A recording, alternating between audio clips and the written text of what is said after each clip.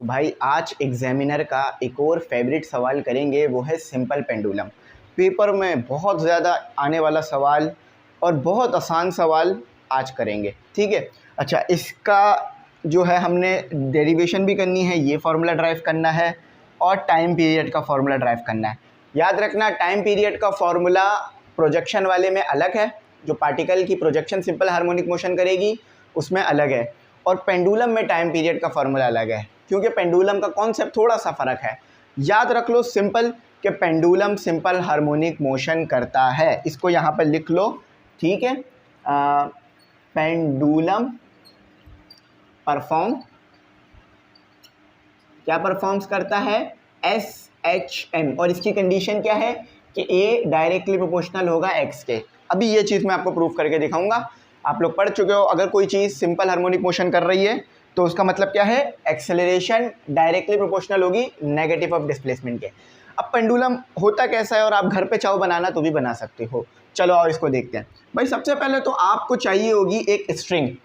String ऐसी होनी चाहिए जो खींचे ना। देखो, ऐसी स्ट्रिंग नहीं हो जो कि खिंच रही हो। बहुत सारी आपने देखा होगा इलास्टिक वगैरह, आपको पता है अच्छी तरीके से, तो कोई इलास्टिक नहीं लेना आपने, ऐसी स्ट्रिंग लेनी है जो खींचे ना, इनएक्सटेंसिबल हो। देखो यहाँ पर ये बात लिखी हुई है, इनएक्सटेंसिबल, यानी वो स्ट्रिंग जो खींचे ना। अच्छा, इस स्ट्रिंग की जो ये लेंथ है इसको कहेंगे हम L। इस स्ट्रिंग की लेंथ को हम क्या कहेंगे? L कहेंगे। और ये L बराबर है R के, इसको याद रखना, ये बड़ी इंपॉर्टेंट चीज़ है। कैपिटल R लिख लो, स्मॉल r लिख लो, एक ही बात है, कोई परेशानी वाली घबराने वाली बात नहीं है, ठीक है। अब एक और बात याद रखना, ये अक्सर कहा जाता है, अगर ये जो आपके पास मास है ना, ये मास है m, ठीक है।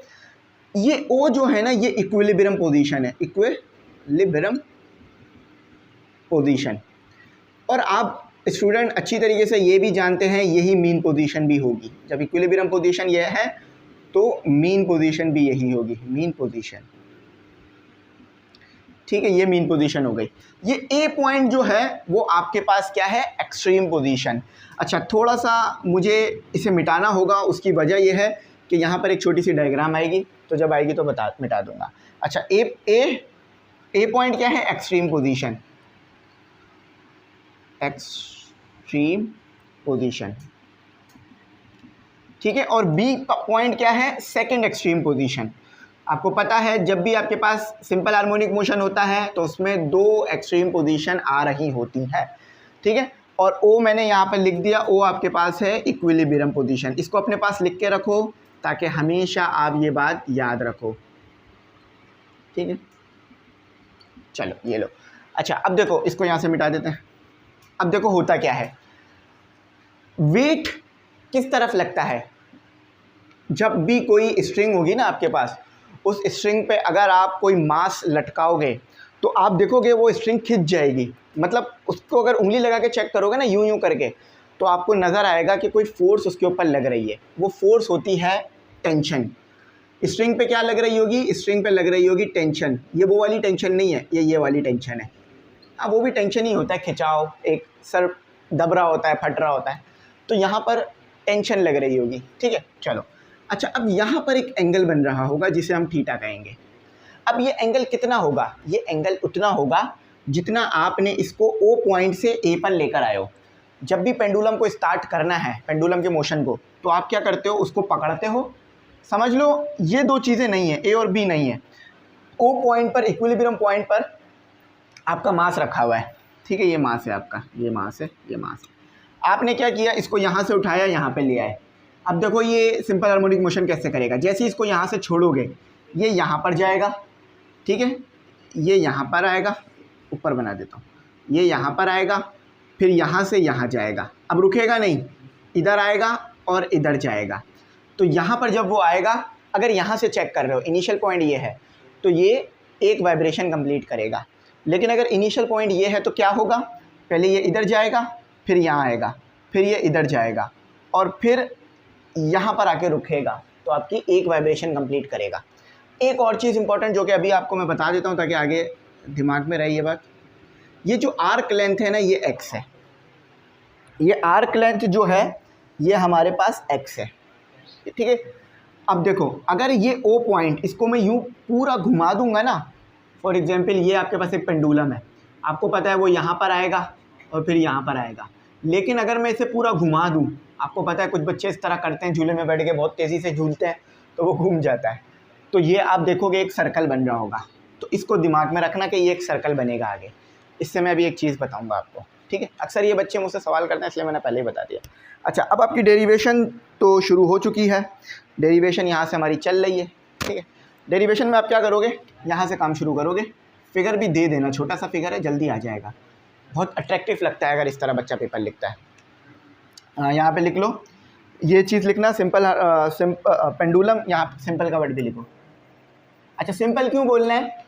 सिंपल बोलने की वजह यह है कि इसमें कोई भी फ्रिक्शन नहीं है, कोई भी ड्रैग फोर्स नहीं है, कोई भी रेजिस्टेंस नहीं शामिल है, ठीक है, इसलिए इसे सिंपल बोलते हैं। अच्छा, अब देखो सबसे पहले इसका यहाँ पर आओ, यहाँ पर आपको पता है वेट हमेशा डाउनवर्ड लगता है। वेट कहाँ पर लग रहा होता है? वेट हमेशा डाउनवर्ड लगता है। तो ये हो गया आपका W = mg। सारा कॉन्सेप्ट इधर ही छुपा हुआ है, ये समझ लिया, बात क्लियर हो गई। अच्छा, टेंशन ऊपर की तरफ होगी, ये आ गया आपका वेट का वर्टिकल कंपोनेंट। वेट का क्या आ गया? Vertical component. अच्छा, ये आ गया आपका वेट का हॉरिजॉन्टल कंपोनेंट, ठीक है। एंगल कहाँ बन रहा है? एंगल यहाँ बन रहा है, एंगल यहाँ बन रहा है। अब आपको सबको ये बात पता है, एंगल के सामने वाली साइड होती है परपेंडिकुलर, मतलब जहाँ एंगल बन रहा है उसके सामने वाली साइड परपेंडिकुलर, और आप ये देख भी सकते हो, एंगल आपको पता चल रहा है तो ये परपेंडिकुलर है, ठीक है। ये हो गई आपकी बेस हो गई है आपकी, ठीक है। ये हो गई आपकी हाइपोटेन्यूज, क्योंकि दोनों, एक और बात याद रखना, अगर हाइपोटेन्यूज नहीं पहचान पा रहे हो तो इस तरह भी पहचान सकते हो कि दो वेक्टर्स के हेड एक दूसरे से आके मिल रहे होंगे। फॉर एग्जांपल ये एक वेक्टर है तो दूसरा वेक्टर भी आपने उसी के ऊपर रखा होगा, और रिजल्टेंट या हाइपोटेन्यूज पर हेड मिल रहा होगा आगे। इस चीज़ को दिमाग में रखना, ठीक है। तो ये क्या हो गया, अब ज़रा पहचानो, सामने है ये एक्स, ये एक्स कॉम्पोनेंट है, ठीक है, ये एक्स कॉम्पोनेंट है, इसका WX है। ये क्या आएगा? चलो ये मैं यहाँ निकाल के भी दिखाता हूँ। अब देखो साइन लगाओ, साइन थीटा लगाओ, यूज़ ये नहीं दिया हुआ, मैं बता रहा हूँ ताकि आपको समझ में आए, ठीक है। यूज़ साइन थीटा यूज़ करो। तो जब साइन थीटा यूज़ करोगे तो आपको अच्छी तरीके से पता है कि साइन क्या होता है, परपेंडिकुलर अपॉन हाइपोटेन्यूज। जब भी मैं ये छोटी सी एक चीज़ समझाया करूँ ना, ज़रा ध्यान दिया करो, इससे सारा कॉन्सेप्ट क्लियर हो जाता है। परपेंडिकुलर मैंने आपको बता दिया, परपेंडिकुलर आपके पास क्या है, ये है, ठीक है, ये वाला हिस्सा परपेंडिकुलर है, WX परपेंडिकुलर है, WY हॉरिजॉन्टल है, ठीक है। अच्छा, तो ये हो गया साइन थीटा = सामने हो गया आपके x, तो mg आएगा, आपको पता ही है mg के बराबर ही होता है, ठीक है। अच्छा, अब यहाँ पर आ गया आपके पास, एक मिनट रुको, माइक आज बड़ा तंग कर रहा है, ठीक है। परपेंडिकुलर में mg लिखने की ज़रूरत नहीं है, WX लिख दो, ठीक है, WX लिख दिया मैंने। अच्छा, हाइपोटेन्यूज देखो क्या दिया हुआ है, mg, ठीक है, तो mg को उधर ले जाओ, mg को उधर ले जाओ, तो ये हो गया आपके पास WX = mg sin थीटा। अब ये चीज़ कैसे आई, अक्सर बच्चे मुझसे सवाल करते हैं, आज मैंने इस चीज़ को क्लियर कर दिया, अमूमन मुझे उम्मीद है अब कोई दोबारा सवाल नहीं करेगा। अच्छा, यहाँ पर एक और चीज़ भी देख लो, नेगेटिव साइन आएगा, क्यों? क्योंकि रीस्टोरिंग फोर्स है, वेट तो है लेकिन रीस्टोरिंग है, यानी आप यहाँ पे लाके छोड़ोगे फिर वो खुद आगे जाएगा, तो फिर इस तरह से जो होता है वो रीस्टोरिंग फोर्स होती है, आपको पता है। तो mg sin थीटा, ठीक है, चलो समझ में आ गया, WX = mg sin थीटा। अच्छा, अब आप बोलोगे सर ये y वाला कंपोनेंट क्या कर रहा है, तो यहाँ पर वर्डिंग में लिख लो कि फॉर WY जो है ना आपके पास टेंशन के बराबर होगा, इसकी वजह से कोई भी मोशन नहीं है, यानी y कंपोनेंट, WY और टेंशन एक दूसरे को बैलेंस कर रहे हैं, ठीक है, याद रहेगी ये बात। तो इस चीज़ को आपने याद रखना है। अगर मैं इसको थोड़ा खोल के लिख दूं तो ये होगा cos थीटा, इसको अगर मैं ज़रा खोल के लिख दूं, WY mg cos थीटा, और ये हो जाएगा mg sin थीटा, ठीक है। अभी देखो हमने नीचे ड्राइव भी कर लिया है कि डब्ल्यू एक्स बराबर है एम जी साइन थीटा के, तो इसलिए मैंने वहाँ पर ये चीज़ें लिख दी। पहले मैंने समझाया उसके बाद लिखा है ताकि कॉन्सेप्ट बहुत अच्छा क्लियर हो। डायरेक्ट नहीं लिखा, वरना अक्सर डायरेक्ट लिख दिया जाता है W Y is equal to M G sine theta, W X is equal to M G cos, W Y is equal to M G cos theta और W Y is equal to M G sine theta. मैंने direct नहीं लिखा, समझा के लिखा है। तो समझ गए ना। यहाँ पर ऐसे भी लिख सकते हो आप इसे कि हर तरीके से बताऊंगा ताकि बात समझ में आए कि एम जी कॉस थीटा जो है वो टेंशन के बराबर है, इसलिए वो कोई भी वर्क नहीं करा रहा। जो भी एक्सेलरेशन होगी या जो भी काम हो रहा होगा वो सिर्फ एम जी साइन थीटा की वजह से हो रहा होगा। चलो अब अपनी इसी को कंटिन्यू करते हैं। तो W X equal to M G sine theta आ गया आपका, ठीक है। अच्छा, इसको दो हिस्सों में बांट लेते हैं ताकि हमारा आधा आधा काम इधर उधर हो जाए। चलो अब देखो डब्ल्यू एक्स आपको पता है रीस्टोरिंग फोर्स है, तो इसे एफ लिखा जा सकता है, एफ लिखा जा सकता है। और एफ आप लोगों को पता है एम ए के बराबर होता है। पहले ये कर लो, एफ आ गया आपके पास, ये नेट है, नेट फोर्स है, ठीक है। तो minus M G sine theta. अगर किसी बच्चे को ये समझने में मुश्किल हो रही है तो मैं फिर बता दूं कि फोर्स जो है आपके पास, मतलब वेट जो है वो फोर्स ही होती है, तो इसलिए मैंने उसको एफ लिखा है। तो ये क्या आ गया, ये आ गया आपका एम ए। आपको पता है ये एफ नेट फोर्स तो न्यूटन के सेकंड लॉ के मुताबिक एम ए के बराबर होती है। तो पुट अबव भी लिख लो। तो क्या आ गया, M A equal to minus M G sine theta. अच्छा देखो एम टू एम कैंसिल हो गया, अब साइन थीटा देखो, sine theta equal to theta, because B E C A U S, because angle is very small, very small. देखो एक बात मैं आपको बताऊंगा, जब एंगल बहुत छोटा होता है ना, यानी फॉर एग्जांपल ये एक्स एक्सिस है और आप बस इतना सा उठे हो, इतना सा, ये तो फिर भी बहुत ज़्यादा बना दिया मैंने, इतना सा उठे हो, इतना सा। अब ये एंगल मैं आपको बोलूँ निकाल के दिखाओ, तो क्या आप निकाल सकते हो? बहुत छोटा एंगल है, तो उस सिचुएशन में आप साइन थीटा को सिर्फ थीटा कह लेते हो, कॉस थीटा को भी सिर्फ थीटा, टेन थीटा को भी सिर्फ थीटा। ऐसा आपने बहुत सारी जगहों पे पढ़ा है, तो इसका कॉन्सेप्ट फिजिक्स में शामिल होता है, तो मैं इसलिए यहाँ पे बता रहा हूँ। आप देखो पूरा सर्कल कंप्लीट नहीं कर रहे हो, जस्ट ज़रा सा आगे जा रहे हो, जस्ट ज़रा सा आगे जा रहे हो, तो इसीलिए एंगल बहुत छोटा होता है। तो a is equal to minus G theta, देखो मैंने ऊपर पुट कर दिया ये, तो आपके पास ये इक्वेशन बनकर आ गई। अब याद करो मैंने थोड़ी देर पहले एक सर्कल बनाया था, आप arc length, here we use arc length formula. अब आर्क लेंथ का फॉर्मूला क्या होता है, S is equal to R theta. बिल्कुल यही बात है जी सर, यही बात है। देखो मैंने यहाँ पर कुछ लिखा था, L बराबर है एस के, क्यों? क्योंकि जितना आपके पास रेडियस है, समझ लो ये सेंटर है, ये सेंटर है, O है, मतलब सेंटर है, ये C है, C बना लो। अब ये इससे यूँ बंधा हुआ है, अगर आप इसको ऊपर तक ले जाओगे ना पूरा सर्कल बनेगा, तो फिर ये क्या चीज़ हुई, रेडियस। जो ये लेंथ है स्ट्रिंग की वो रेडियस है, तो इसीलिए R बराबर है L के, ठीक है। थीटा तो थीटा ही है, इसमें तो कोई मसला ही नहीं है। अब देखो आर्क लेंथ, आपको पता है जब भी ये फॉर्मूला आप लगाते हो तो ये छोटा डिस्टेंस s होता है ना। तो ये s क्या है आपके पास, देखो इस s को मैंने यहाँ x लिया है, तो ये s बराबर है x के, ठीक है। अब देखो ज़रा मैं थोड़ा क्लियर कर दूँ, आप एक काम करो, इस पूरे को ना घुमा लो, पेंडुलम जो बने ना, इस पूरे को पेंडुलम को घुमा लो तो सर्कल कंप्लीट होता हुआ नज़र आएगा। तो ये सर्कल पे जो सरकमफेरेंस की छोटी सी लेंथ होती है उसे आर्क लेंथ कहते हो ना, तो वही x है, तो यहाँ s कहने के बजाय उसे हम x कहेंगे, ठीक है। तो put in equation one, equation one किसी और को कहा था, नहीं कहा था, पुट इन इक्वेशन।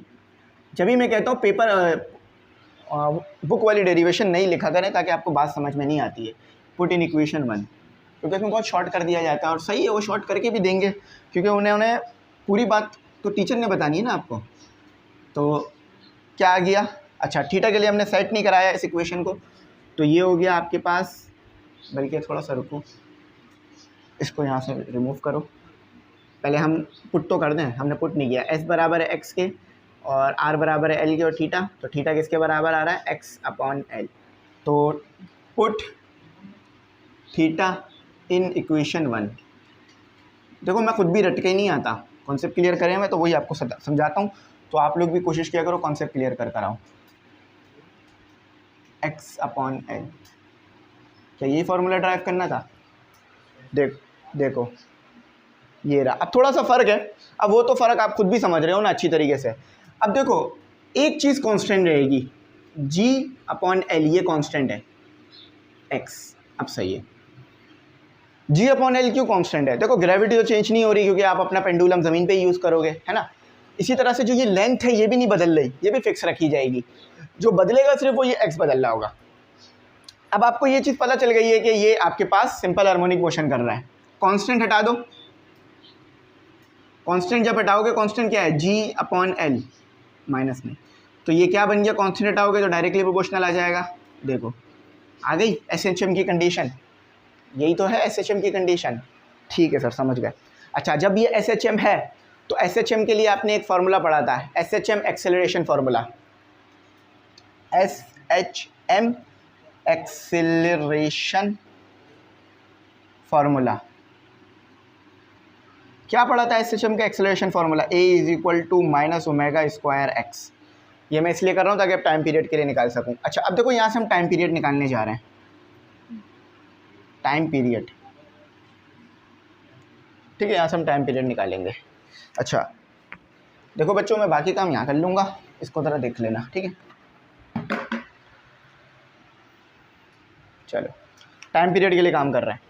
ये फार्मूला पढ़ चुके हो ना प्रोजेक्शन में, मैंने पढ़ाया था, याद होगा। सिंपल हार्मोनिक मोशन कर रहा हो तो एक्सेलरेशन का फार्मूला ये भी होता है। दोनों फार्मूलों को कंपेयर कर दो, ये वाले को और ये वाले को। चलो कंपेयर करो। तो इसमें भी A है, इसमें भी A है, इक्वेशन लिख लो। इसको इक्वेशन 2 के नाम दे देते हैं, इसको 3 का नाम दे देते हैं। तो कंपेयर इक्वेशन 2 and 3। लिंक है, लिंक बनते हैं, ऐसा नहीं है लिंक नहीं बन रहे हो। तो g/L हो गया और x आ गया, ठीक है। अच्छा, उसके बाद आपके पास यहाँ क्या आ गया? -ω²x। तो देखो -2 माइनस कैंसिल, x कैंसिल, तो ω² = g/L। ओमेगा चाहिए? नहीं चाहिए, तो इसलिए ओमेगा हटा दो, स्क्वायर हटा दो। तो टेक स्क्वायर रूट, स्क्वायर हटाना तो स्क्वायर रूट लेना होगा। तो ओमेगा का स्क्वायर आ गया, तो GL पे भी आ जाएगा। तो this is our equation of omega. अब आप बोलोगे सर K/M, तो वो उसके लिए, स्प्रिंग मास सिस्टम के लिए। यहाँ स्प्रिंग मास सिस्टम नहीं है, तो स्प्रिंग ही नहीं है तो K कहाँ से लाओगे? तो इसलिए ऐसा है। अब जब भी ओमेगा निकालने की बात की जाए और पेंडुलम की बात की जाए, ये फार्मूला अप्लाई करना, ठीक है। अब टाइम पीरियड का फार्मूला बताओ।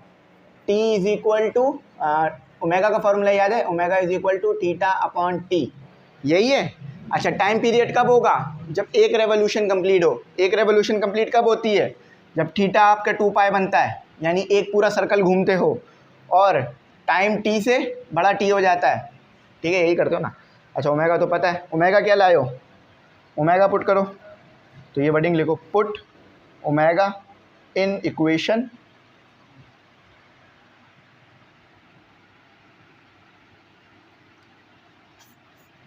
4 है, 3 का था ना उसे, 4 के लो बस। चलो थोड़ा साफ सुथरा काम करते हैं, यहाँ लिख देते हैं, ठीक है। इसमें पुट करो, तो ओमेगा क्या लाए हो? ओमेगा लाए हो होल रेडिकल g/L, ठीक है। थीटा क्या लाए हो? 2π। टी क्या लाए हो? टी को उधर ले जाओ, इसको इधर ले आओ, तो T = 2π और ये आ जाएगा डिवाइड में g/L। क्या ऐसे लिखना ठीक रहेगा? ऐसे लिखा हुआ था? नहीं, रेसिप्रोकल करो, तो T = 2π, ठीक है। T = 2π। मैं देख लेता हूँ सही तो ड्राइव किया है ना भाई? हाँ सही ड्राइव किया होगा, पूरा कॉन्सेप्ट तो क्लियर है।